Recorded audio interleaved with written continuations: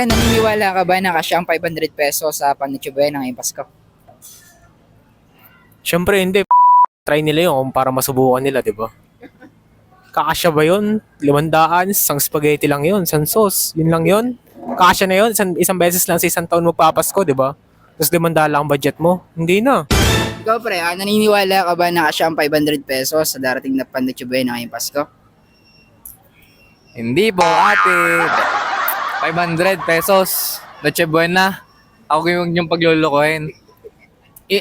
Isipin mo magkano isang kilong spaghetti. Yung pang sauce. Ang rekado pa. Ang giniling, magkano isang kilong giniling. Oh, sabihin sa akin.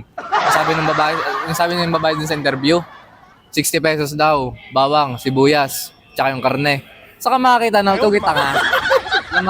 Wala kang makikitang ganun. 60 pesos nag-i-own. Binabargas niyo mo. Ano pa lang ha? Sibuyas at bawang palaang. Kugay luko. Naniniwala ka ba na kasya ang 500 pesos sa Panitsubuhay ng ngayong darating na Pasko? Para sa akin, hindi ako naniniwala.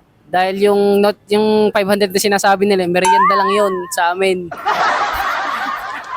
Sigarilyo lang yun. Oo, tol.